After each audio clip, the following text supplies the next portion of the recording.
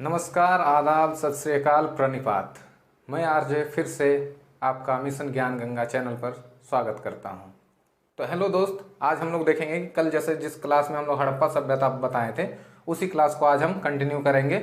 आज हम हड़प्पा सभ्यता के कालक्रम के बारे में बताएंगे कि विभिन्न विभिन्न विद्वानों ने कालक्रम दिए हैं। उसके बाद हम हड़प्पा सभ्यता की विशेषता को बताएंगे कि हड़प्पा सभ्यता आखिर किस लिए इतनी फेमस थी। ठीक है, तो हम पहले कालक्रम के बारे में देखते हैं और जो भी नए व्यूअर्स हैं जो पिछला वीडियो नहीं देखे हैं वो एक बार पिछला वीडियो देख लें, क्योंकि वो पृष्ठभूमि है। पृष्ठभूमि अगर आप अच्छे से उसको पढ़ लेंगे तो ये समझने में काफी आसानी हो जाएगी। ठीक है, आज हम हड़प्पा सभ्यता लिखे हैं। कल हम क्या लिखे थे हेडिंग में? सिंधु घाटी सभ्यता। और आपको इसके बारे में बताए भी थे कि हड़प्पा हो या सिंधु घाटी सभ्यता हो, दोनों ही नाम एक ही सभ्यता की है, दोनों ही सेम है। ठीक है, तो आज हम देखते हैं कालक्रम के बारे में। तो चलिए शुरू करते हैं आज के क्लास। तो देखिए कालक्रम, ठीक है।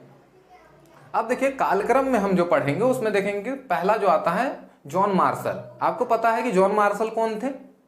बताइए। जॉन मार्शल जब हड़प्पा सभ्यता की खोज हुई थी, हड़प्पा पूरा स्थल का खोज हुआ था, उस समय जो इंडिया में एएसआई के डायरेक्टर जनरल थे वो कौन थे? John Marshall. और जॉन मार्शल ने ही इलस्ट्रेटेड लंदन न्यूज में एक आर्टिकल पब्लिश किया था जिसमें पूरी दुनिया को बताया था कि भारत में एक विकसित, सुविकसित और सुव्यवस्थित सभ्यता की खोज हुई है जिसे हड़प्पा सभ्यता नाम दिया था। तो इनके अनुसार जो हड़प्पा सभ्यता का कालक्रम है वो है 3250 ईसा पूर्व से 2750 ईसा पूर्व। ठीक है, अब देखिए जैसे हमने यहाँ पे लिखा है 2350 बीसी मतलब ईसा पूर्व से 1750 बीसी। ठीक है, तो अब कंफ्यूज हो जाइएगा कि ये टाइम लाइन हम लेके चले या ये टाइम लाइन। उसीलिए हम इसको बोले थे कि आपको अगले लेक्चर में आपको अच्छे से बताएंगे कि टाइम लाइन आखिर क्या है। तो विभिन्न विभिन्न विद्वानों का मत है, अपना अपना मत है। किन्हीं का मानना है 3250 से 2750। तो जॉन मार्शल जी का मानना है कि 3250 ईसा पूर्व से 2750 ईसा पूर्व तक हड़प्पा सभ्यता का कालक्रम है। वहीं फिर हम एक अन्य विद्वान है जो मार्टिमर व्हीलर है। अब इनका मानना है कि नहीं, ये 2500 ईसा पूर्व से 1500 ईसा पूर्व के बीच है। ठीक है, और रेडियो कार्बन जो C14 रेडियो कार्बन जो जिसको कार्बन का अवयव कहते हैं, तो C14 रेडियो कार्बन के अगर अनुसार देखा जाए तो उसमें आता है 2350 से 1750। तो ये जो है मार्टिमर व्हीलर और रेडियो कार्बन वाला, ये दो इंपॉर्टेंट है। ठीक है, तो रेडियो कार्बन कभी कभी हम कल बताएं कि छोटे मोटे एग्जाम में अगर पूछा जाए, डायरेक्ट क्वेश्चन रहता है कि रेडियो कार्बन पद्धति के द्वारा जो सिंधु सभ्यता की आपका जो कालक्रम है वो बताइए, तो आप क्या जवाब दीजिएगा? 2350 से 1750 ईसा पूर्व। ठीक है, तो ये हम बता दें कि विभिन्न विभिन्न विद्वानों के अनुसार। तो देखिए जो स्टैंडर्ड बुक फॉलो करते हैं उसमें क्या होता है ना, हड़प्पा काल को 3 भागों में बांट के रखा जाता है। पहला आरंभिक हड़प्पा काल, दूसरा परिपक्व हड़प्पा काल, तीसरा उत्तर हड़प्पा काल। अगर हम आपसे बात करें कि कोई भी साम्राज्य हो या कोई भी सभ्यता हो, कोई भी संस्कृति हो, उसे हम कितने भागों में बांट सकते हैं? तो उसको मेनली हम 3 भागों में ही बांटेंगे। पहला, जब संस्कृति अपने पीक पे होगी। ठीक है, अगर ग्राफ के थ्रू समझाने का प्रयास करें तो मानिए ये कोई संस्कृति का ग्राफ है। ठीक है, ये संस्कृति स्टार्टिंग हो रही है, यहाँ से स्टार्टिंग होते होते कभी ना कभी ये अपने चरम सीमा पे जाएगी। उसके बाद ये चरम सीमा फिर से वो धीरे धीरे धीरे धीरे डाउनफॉल होगा। तो ये होता है, ये पॉइंट जो है ये है परिपक्व काल, इसे कहेंगे परिपक्व काल। ये कौन सा है? ये आरंभिक बिंदु।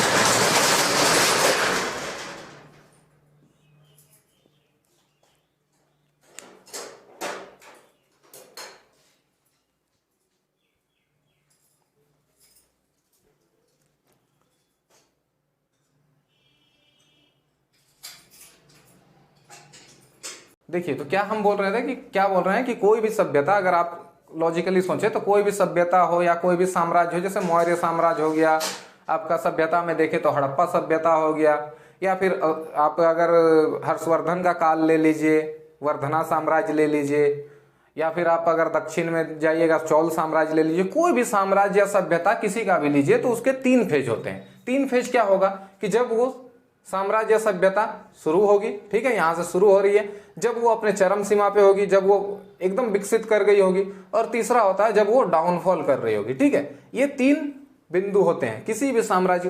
अगर मनुष्य का ही लीजिए तो मानिए मनुष्य यहाँ पे जन्म ले रहा है, जन्म लेने के बाद मनुष्य धीरे धीरे धीरे धीरे अपने युवा अवस्था की ओर बढ़ता है, ये होता है परिपक्व अवस्था। उसके बाद धीरे धीरे बुढ़ापा होते होते होते अंत में इस बिंदु पे मनुष्य मर जाता है। ठीक है, तो पहला बिंदु हम क्या लेते हैं? ये आरंभिक बिंदु। इसे कहते हैं आरंभिक बिंदु। दूसरा जो होता है ये दूसरे बिंदु को, इसको क्या लेंगे, परिपक्व बिंदु, परिपक्व बिंदु, और इसे क्या लेंगे, अंतिम बिंदु, अंतिम बिंदु। ठीक है, तो वैसे ही हड़प्पा सभ्यता है तो वो कहीं ना कहीं किसी पॉइंट पे तो स्टार्ट हो रही होगी, तो इसी पॉइंट को हम कहते हैं आरंभिक हड़प्पा काल। ठीक है, उसके बाद फिर आता है परिपक्व हड़प्पा काल। परिपक्व हड़प्पा काल क्या हुआ, जब वो हड़प्पा काल अपने सबसे विकसित फेज में होगी, मैच्योर फेज में होगी, उसे हम क्या कहेंगे, परिपक्व हड़प्पा काल। तो ये बिंदु हो गया परिपक्व हड़प्पा काल का। अब तीसरा बिंदु आता है उत्तर हड़प्पा काल। तो जब ये काल समाप्त हो रहा होगा, ये जो लाइन आप देख रहे हैं डाउनफॉल, ये डाउनफॉल को ही हम कहते हैं उत्तर हड़प्पा काल। ठीक है, तो हड़प्पा काल को हमने 3 फेज में बांट दिया।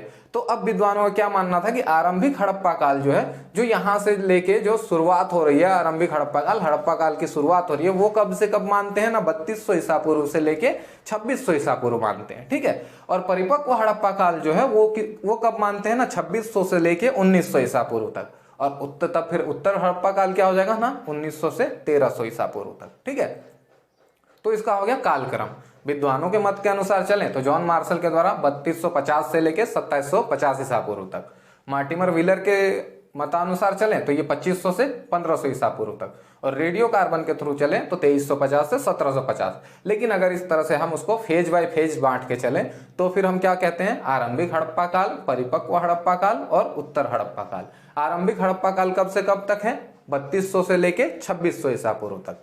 परिपक्व हड़प्पा काल कब है, 2600 से लेके 1900 ईसा पूर्व। और उत्तर हड़प्पा काल क्या हो गया, 1900 से 1300 ईसा पूर्व तक। ठीक है, तो ये हो गया आपका हड़प्पा काल का कालक्रम। ठीक है, अब इसमें आप कंफ्यूज मत करिएगा, कभी भी कोई भी कालक्रम दिया रहे तो आप बस इतना याद रखिए कि 3200 से लेके 1300 तक का बीच जो है वो हम हड़प्पा काल का समय में रखेंगे। 3200 से लेके 2600 आए तो आरंभिक में चला जाएगा। तो आपको याद रखना है 3200 से लेके 1300 तक का जो कालक्रम है वो हड़प्पा काल का कालक्रम है। ठीक है, अब हम चलते हैं हड़प्पा काल की विशेषता के बारे में। तो देखिए, हड़प्पा काल की अब हम विशेषता के बारे में बताएं तो हड़प्पा काल में ये फेमस किस लिए था, हड़प्पा सभ्यता जो हम कह रहे हैं कि ये फेमस होने का कारण क्या था ना, इसका फेमस होने का कारण है इसमें इसकी जो इस सभ्यता में जो विशेषता है वो है कृषि एवं पशुपालन। सबसे पहला विशेषता, हम पाषाण काल से अगर हम देखें तो नवपाषाण काल में कृषि एवं पशुपालन शुरू हो गया था। ठीक है, नवपाषाण काल में कृषि एवं पशुपालन कार्य शुरू हो गया था। तो वो अभी भी अगर हम मॉडर्न समाज देखें तो मॉडर्न समाज में भी अभी भी कृषि एवं पशुपालन तो चल ही रहा है। तो हम ऐसा तो नहीं है कि जो नवपाषाण काल में शुरू हुआ वो हड़प्पा में अचानक से समाप्त हो जाएगा, नहीं। तो वो कहीं ना कहीं कृषि एवं पशुपालन इस सभ्यता का भी एक अभिन्न अंग रहा होगा। ठीक है, तो इसकी पहली विशेषता कृषि एवं पशुपालन। अब हम इसमें पढ़ेंगे कि कौन कौन से फसल होंगे, कौन कौन से पशुओं का साक्ष्य मिला है, तो ये सब हम डिटेल्स में भी पढ़ेंगे। अब इसका दूसरा विशेषता क्या हो सकता है ना, हड़प्पा सभ्यता आपको पता है किस लिए मेनली किस लिए जाना जाता है ना, ये नगरीय सभ्यता थी। ठीक है, नगरीय हड़प्पा सभ्यता कंफ्यूज मत कीजिएगा कि पूरी सभ्यता ही नगरीय थी, ऐसी नहीं, ऐसी बात नहीं है। हड़प्पा के अधिकांश पुरा स्थल जो है वो तो ग्रामीण ही है, क्योंकि ताम्रपाषाण अगर पढ़िएगा और भारत की संस्कृतियों के संदर्भ में अगर आप देखिएगा तो आपको पता चलेगा कि भारत में ग्रामीण संस्कृतियां ज्यादा डेवलप हुई थी। बाद में चल के जोरवे संस्कृति जो उत्तर हड़प्पा काल के बाद कुछ कुछ अर्ध विकसित अर्ध नगरीय सभ्यता में बदलना शुरू हो गया था। तो उसी तरह ये जो हड़प्पा सभ्यता है, ये हड़प्पा सभ्यता के कुछ कुछ पुरा स्थल, जैसे हड़प्पा हो गया, मोहनजोदाड़ो हो गया, ये सारे पुरा स्थल जो है वो नगरीय थी। बाकी बहुत सारे स्थल है जो ग्रामीण ही थी, तो लेकिन थी तो नगरीय, कुछ तो पुरा स्थल नगरीय थी। तो उसीलिए इसकी सभ्यता का जो दूसरा विशेषता होता है वो इसकी नगरीय योजना। अब जो नगर बने थे वो किस तरह से वेल प्लान्ड करके बनाए गए थे, जैसे अभी हम लोग देखते हैं तो मान के चलिए नोएडा चले जाइए, गुजरात चले जाइए, चंडीगढ़ चले जाइए, इवन झारखंड का बोकारो जो जिला है वहां चले जाइए, तो यहाँ पे नगरों को कैसे बसाया जाता है ना, सेक्टर वाइज बसाया जाता है, ग्रिड सिस्टम के द्वारा, जिसमें सड़क के लिए अलग से जगह छोड़ा जाता है, फिर घर बनाने के लिए अलग से जगह छोड़ा जाता है, मार्केट हो तो मार्केट आप एक किसी खास लोकेशन पे ही बना सकते हैं। तो इस तरह से उस समय की भी, ये आप देख रहे हैं 2350 की हम बात कर रहे हैं, उस समय भी इस तरह प्लान करके नगर को डेवलप किया गया था। जो मोहनजोदाड़ो देखिएगा, हड़प्पा देखिएगा, ये सारे जो नगर बसाए गए थे इसी तरह प्लान करके बसाए गए थे। ठीक है, तो ये दूसरी इसकी विशेषता हो जाएगी, नगरीय योजना एवं उसका विन्यास, किस तरह से नगर को प्लानिंग के तहत बसाया गया था। तो ये हो गया उसका दूसरी विशेषता। तीसरी विशेषता आता है कला एवं संस्कृति। तो मनुष्य, जब से मनुष्य का ज्ञान हुआ है, जब से मनुष्य इस धरती पे आया है, तब से धीरे धीरे मनुष्य इवॉल्व होता गया है और कला एवं संस्कृति डेवलप करते गया है। तो कला एवं संस्कृति में जैसे हम लोग पढ़ेंगे तो पाषाण काल में पढ़िएगा तो चित्रकला जो है भीमबेटका की गुफाओं पे देखने को मिलता है। वो चित्रकला क्या है? कला का ही एक स्वरूप है। तो उसी तरह इस सभ्यता में भी कला विकसित हुई। इस सभ्यता में तो लिपि भी विकसित हो गई थी, तो उस चीज को भी हम कला में ही रखेंगे। फिर आता है और फिर जाकर बहुत सारे मृदभांड बने हैं, मूर्तियां बनी है, ये सारी चीजें कला एवं संस्कृति में आएगी। संस्कृति में ना हम पढ़े हैं कि जैसे जोरवे संस्कृति, मालवा काय था, ये सब अगर आप पढ़िएगा तो उसमें देखते हैं कि अगर कोई मर जाते हैं तो उनका जो समाधान होता है, शवों को दफनाया जाता है या फिर उनको जलाया जाता है, वो एक विशेष संस्कृति के तहत दफनाया जाता है कि उसी तरह से रिचुअल्स परफॉर्म किया जाता है और उस तरह से दफनाया जाता है। तो वो सारे संस्कृति में हो जाएगी। किस तरह से पशुओं की पूजा की जाती है, प्रकृति की पूजा की जाती है, ये सारी किस में आ जाएगी? उसकी कला एवं संस्कृति में। इसी में हम उसके धर्म वगैरह जो है, किस किस की पूजा की जाती है, क्या क्या अनुष्ठान किए जाते हैं, ये सारे हम रखेंगे कला एवं संस्कृति में। ठीक है। अब चौथी विशेषता जो आती है वो विज्ञान एवं प्रौद्योगिकी। तो विज्ञान एवं प्रौद्योगिकी में हम क्या पढ़ेंगे ना, किस तरह से जल निकास प्रणाली, कितनी बेहतर जल निकास प्रणाली बनाया गया था, मिश्र धातु का प्रयोग किया गया, ये सारी चीज क्या है? विज्ञान एवं प्रौद्योगिकी ही तो है कि किस तरह से जल निकास प्रणाली बेहतर बनाया जा रहा है। अगर हम जल निकास प्रणाली को देखें तो ये किसमें? सिविल इंजीनियरिंग का ही पार्ट हो जाएगा। तो ये क्या है? विज्ञान ही तो है। फिर मिश्र धातु बना रहे हैं तो वो भी विज्ञान ही है। तो वो सारी चीजें हम विज्ञान एवं प्रौद्योगिकी में पढ़ेंगे। पांचवा चीज आता है इसकी अर्थव्यवस्था। आखिर इसकी अर्थव्यवस्था किस तरह से चल रही थी? क्या ये कृषि आधारित थी या इसमें कुछ व्यापार भी हो रहे थे?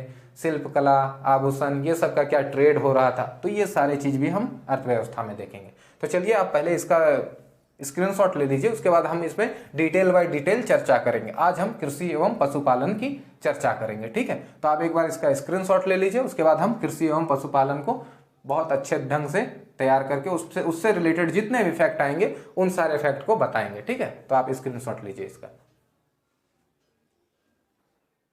तो चलिए दोस्त, अब हम लोग देखते हैं कृषि एवं पशुपालन। ठीक है, कृषि एवं पशुपालन को हम डिटेल्स में देखते हैं। तो देखिए, कृषि एवं पशुपालन हम कह रहे हैं तो सबसे पहले इसकी साक्ष्य कुछ तो मिले होंगे, तभी तो हम कह रहे हैं कि कृषि एवं पशुपालन इस सभ्यता में रही होगी। तो देखिए, कृषि के साक्ष्य पहले देखिए कि कृषि के साक्ष्य हमको कहाँ कहाँ से मिलते हैं। तो सबसे पहला है कि मिट्टी का हल। मिट्टी का हल कहाँ से मिला है? बनावली हरियाणा से, और एक चोलिस्तान, पाकिस्तान का एक जगह है चोलिस्तान, वहां से। तो मिट्टी का हल मिला। अब हल से हम अंदाजा लगा लिए कि कृषि यहाँ पे की जाती होगी। ठीक है, ये मिट्टी का हल पहला कृषि का साक्ष्य हुआ। दूसरा, कालीबंगा से जुते हुए खेत मिले हैं। ठीक है, कालीबंगा का जब उत्खनन हुआ था तो वहां पे देखा गया कि खेत जुते हुए खेत मिले हैं, और वो भी किस तरह से जुते हुए हैं ना, दो तरह से जुते हुए हैं। एक ही खेत को दो तरह से जुता हुआ है, मतलब एक हॉरिजॉन्टल, जैसे देखिए एक हॉरिजॉन्टल गया है इस तरह से, और दूसरा वही खेत इस तरह से जुता हुआ है। ठीक है, तो इस तरह से जुते हुए खेत मिले। अब इससे क्या अंदाजा लगाया गया ना, एक ही खेत पे एक ही समय में दो फसल उगाया जाता था। तो आप याद रखिएगा कि जुते हुए खेत के प्रमाण कहाँ से मिले हैं ना, कालीबंगा से, और एक ही खेत में दो फसल एक साथ लगाए जाने का प्रमाण भी कहां से मिला है ना, कालीबंगा से ना। इस तरह के खेत मिले थे। अब इसमें कौन कौन सा फसल कहा जाता था कि लगाया जाता था ना, संभवतः वह एक चना रही होगी और एक सरसों रही होगी। ठीक है, तो ये दो जो फसल है वो एक साथ लगाया जाता था। तो जुते हुए खेतों के अगर प्रमाण पूछा जाए तो वो कालीबंगा से था, और वो खेत किस तरह से जुते हुए थे ना, एक दूसरे को, उनकी रेखाएं जो है एक दूसरे को समकोण पे काट रही थी। ठीक है, आप इस समकोण को नगर विन्यास वाला से कंफ्यूज मत कीजिएगा, क्योंकि वहां पे भी सड़कें जो होती है, ग्रिड सिस्टम, वो सड़कें एक दूसरे को 90 डिग्री पे काटती है। लेकिन यहाँ दूसरा हम बात कर रहे हैं, जुते हुए खेत से के संबंध में बात कर रहे हैं कि खेत भी जो थी वो इस तरह से जुते हुए थे। एक इस तरह से जा रहा था, दूसरा इस तरह से, मतलब उसकी जो लाइनें थी, खेतों की जो लाइनें जोतते हैं तब लाइनें बनती है ना, वो लाइनें एक दूसरे को समकोण पे काट रही थी। तो ये आपको हो गया जुते हुए खेत, इससे भी हमको प्रमाण मिलता है कृषि का। तीसरा आता है कि बहुत सारे फसल है। फसल का कहने का मतलब क्या हुआ कि चावल हो गया, गेहूं हो गया, जौ हो गया, कपास हो गया, आपका नींबू हो गया, तरबूज हो गया, अंगूर हो गया, ऐसे बहुत सारे मतलब फसल हैं जो हमें हड़प्पा सभ्यता से मिले हैं। तो जैसे चावल को अगर हम लें तो चावल के साक्ष्य कहाँ से मिले थे बताइए। चावल के साक्ष्य अगर हम पूछें तो कि चावल के साक्ष्य कहाँ से मिले ना, चावल के साक्ष्य बहुत जगह से मिले। सबसे पहले तो हड़प्पा सभ्यता में लोथल से मिला, उसके बाद रंगपुर हो गया, कालीबंगा हो गया, बहुत सारे जगह से चावल के साक्ष्य मिल गए। तो उससे भी पता चला कि कृषि वगैरह जो है यहाँ पे चलती होगी। फिर गेहूं हो गया, जौ हो गया, कपास हो गया, ये सारे तो गेहूं, जौ, ये कपास, ये सारे तो बहुत आयात मात्रा में मिली है। कि मतलब अगर कहा जाए कि खाद्यान्न फसल, सबसे महत्वपूर्ण खाद्यान्न फसल अगर कहा जाए हड़प्पा सभ्यता का, तो गेहूं और जौ ही था। ठीक है, तो ये चावल, गेहूं, जौ, कपास, ये सब के प्रमाण बताते हैं कि कृषि यहाँ पे चल रही थी। ठीक है, अब हम चलते हैं कि बहुत सारे जगहों से जैसे फसल जो आए हैं, अब हम इन फसलों के बारे में पढ़ेंगे कि ये फसल कहाँ कहाँ पे मिले थे, जो एग्जाम की दृष्टि से काफी इंपॉर्टेंट हो जाता है कि इन सारे फसलों के साक्ष्य कहाँ से मिले थे, वो अब हम देखते हैं। ठीक है,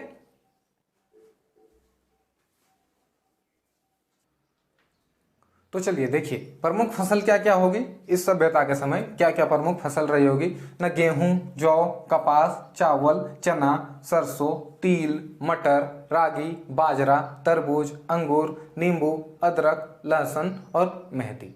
तो आपका ये सारे जो हैं प्रमुख फसल के रूप में इस सभ्यता में चल रही थी। अब हम लोग देखते हैं कि प्रमुख फसल के रूप में जैसे मान के चलिए कपास वगैरह जो है, ये सब कहाँ कहाँ इनसे रिलेटेड क्या क्या फैक्ट आते हैं जो एग्जाम में ज़्यादातर पूछे जाते हैं, उन पे हम लोग चर्चा करते हैं। तो देखिए जैसे कपास हो गया तो कपास से सूती कपड़े बनते थे, तो सूती कपड़े के साक्ष्य कहाँ से मिल गया। आपका जैसे हो गया अदरक हो गया, लहसुन हो गया, तो इन सब चीज़ों के प्रमाण कहाँ से मिलता है। जैसे हमने चावल का बता दिया कि चावल के प्रमाण कहाँ से मिले ना, लोथल से मिला। चावल का ल ले लीजिए अंतिम वाला और लोथल का ल ले लीजिए। ठीक है, तो इससे आपको पता चल जाएगा कि चावल के जो प्रमाण है वो लोथल से मिले थे। लेकिन अगर हम कहें कि हड़प्पा सभ्यता नहीं, चावल के ऐसे हड़प्पा सभ्यता वगैरह हम कुछ ना पूछें, अगर कहें कि भारत में चावल के सबसे प्राचीनतम प्रमाण कहाँ मिले हैं, तो चावल के सबसे प्राचीनतम प्रमाण कहाँ मिले हैं। देखिए ऐसे तो एग्जाम में अगर पूछे ये सवाल कि चावल के सबसे प्राचीनतम प्रमाण कहाँ मिले हैं, तो वो होता है कोल्डिहिवा। ठीक है, कोल्डिहिवा। ठीक है, लेकिन अभी रिसेंटली यूपी पीसीएस का एक एग्जाम था जिसमें पूछा था कि चावल का सबसे प्राचीनतम ये कहाँ है, कोल्डिहिवा वैसे यूपी में है। ठीक है, तो पूछा गया था कि चावल का सबसे प्राचीनतम प्रमाण कहाँ मिला है, तो वो है लोहरादेवा।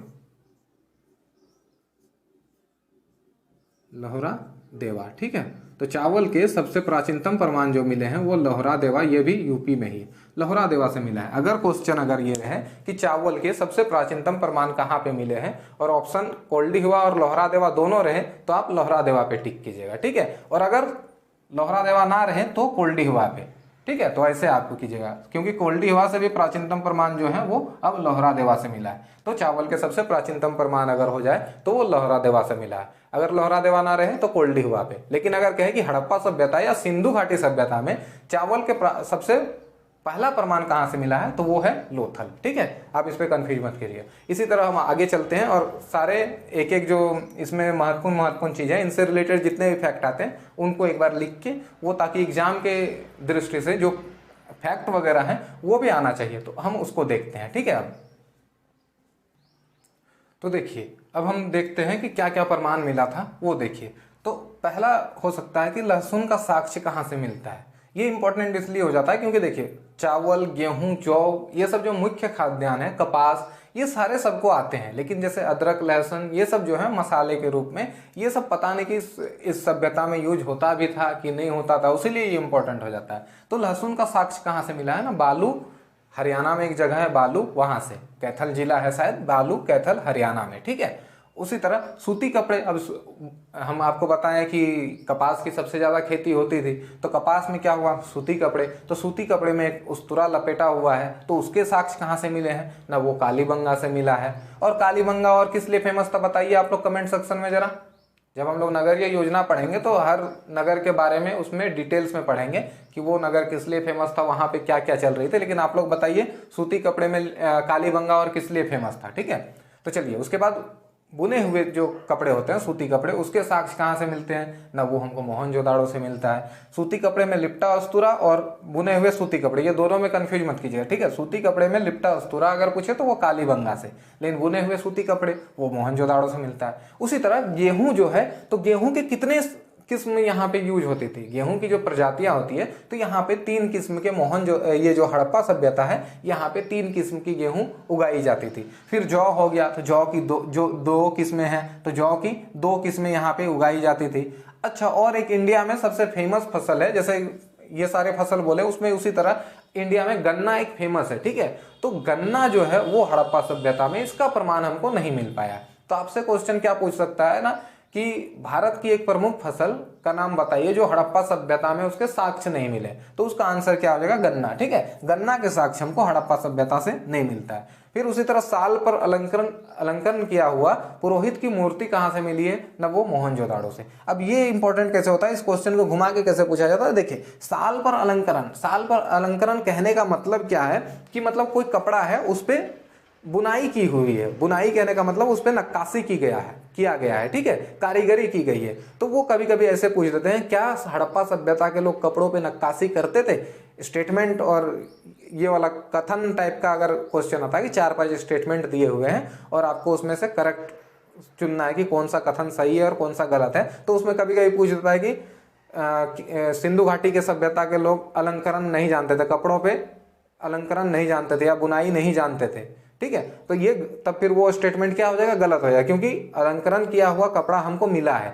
तो साल पर अलंकरण किया हुआ पुरोहित की जो मूर्ति है वो हमको कहाँ से मिलता है ना, मोहनजोदाड़ो से, ठीक है। उसी तरह चावल वगैरह जो कि जितने भी अनाज मिले हैं उसको पीसने के लिए जो चक्की यूज होती है, तो उस टाइप के अवतल, यहाँ पे देखिए 2 तरह के चक्की का पाया गया है, ठीक है। एक अवतल चक्की होता है, एक सालन चक्की होता है। तो अवतल चक्की का प्रमाण अगर पूछे कि अवतल चक्की का प्रमाण कहाँ से मिला है ना, वो मोहनजोदाड़ो से मिला। अवतल चक्की क्या होता है ना, जिसमें अनाज को पीसा जाता है, और सालन चक्की है जिसमें कूटा जाता है। आपके घर में भी होगा जिसमें एक हत्था होता है जिसमें ऐसे करके कूटते हैं अनाज को, ठीक है, तो वो सालन चक्की होता है। अवतल चक्की जिसमें ऐसे पीसा जाता है उसको क्या कहते हैं, गांव घर में अभी भी होगा, एक पत्थर से बना हुआ रहता है और उसके बाद एक पत्थर से बना हुआ है जिसको ऐसे लुढ़काया जाता है अनाज के, तो वो है, ठीक है। तो अवतल चक्की उसी को कह रहे हैं। तो अवतल चक्की का प्रमाण हमको कहाँ से मिला है, मोहनजोदाड़ो से, ठीक है। तो ये फैक्ट हो गया। उसके बाद हम लोग फिर देखते हैं और भी फैक्ट है, इसको फिर मिटाते हैं और फिर और जो फैक्ट है उनको हम लोग देखते हैं, ठीक है। तो देखिए हम लोग अब क्या कह रहे थे, और फैक्ट देखते हैं। तो नहर का साक्ष्य कहाँ से मिलता है, सोर्तुगई से, ठीक है। सोर्तुगई आपको बताए थे पिछला क्लास में कि सोर्तुगई कहाँ पे है, अफगानिस्तान में, ठीक है। सोर्तुगई किस लिए यूज होता था ना, ट्रेडिंग पॉइंट के रूप में, मतलब ये सोर्तुगई जो है ये व्यापारिक गांव के रूप में यूज करते थे, ठीक है। फिर अन्नगार हो गया, अन्नगार के बारे में आप पढ़े हैं कि हड़प्पा हो गया, मोहनजोदाड़ो हो गया, इन शहरों में अन्नगार थे। तो अन्नगार का भी साक्ष्य हमको बताता है कृषि के बारे में। अच्छा ठीक है, आपको हम जैसे पहले बताएं कि गन्ना का यूज नहीं होता था, ठीक है। तो मिठास के लिए वो किसका यूज करते थे ना, शहद का प्रयोग करते थे, ठीक है। तो मिठास के लिए वो शहद का प्रयोग करते थे। उसके बाद जो जौ की जो हम दो किस्में बताएं, उसमें से सबसे उन्नत किस्म जो है वो कहाँ पे उगाई जाती थी ना, वो बनावली में उगाई जाती थी। इसके जो साक्ष्य मिले हैं, सबसे उन्नत किस्म के जौ के साक्ष्य वो हमको मिले हैं बनावली हरियाणा से। उसका हम इसमें क्या होता है ना, फावड़े का कोई प्रमाण नहीं मिलता है। मतलब हड़प्पा सभ्यता में जैसे मिट्टी के हल मिले थे, ठीक है, तो इसमें फावड़ा नहीं मिलता है। फावड़ा जानते हैं ना, खेती करने के लिए जो यूज होता है, तो वो फावड़ा का प्रमाण हमको यहाँ नहीं मिलता है। यहाँ पे हमको सिर्फ हल ही मिलता है, ठीक है। तो ये फैक्ट वगैरह जो थे ये सारे कृषि से रिलेटेड फैक्ट थे। तो आज के लिए हम इतना ही रखते हैं, फिर हम आगे के वीडियो में थोड़ा छोटा वीडियो बना रहे हैं ताकि आप लोगों को भी दिक्कत ना हो। तो हम आगे के वीडियो में अब पशुपालन से रिलेटेड जितना भी फैक्ट होगा, पशुपालन से रिलेटेड फैक्ट लेके आएंगे, ठीक है। तब वीडियो देखने के लिए आपका धन्यवाद। तब तक के लिए आप खुश रहिए, सुखी रहिए। Thank you.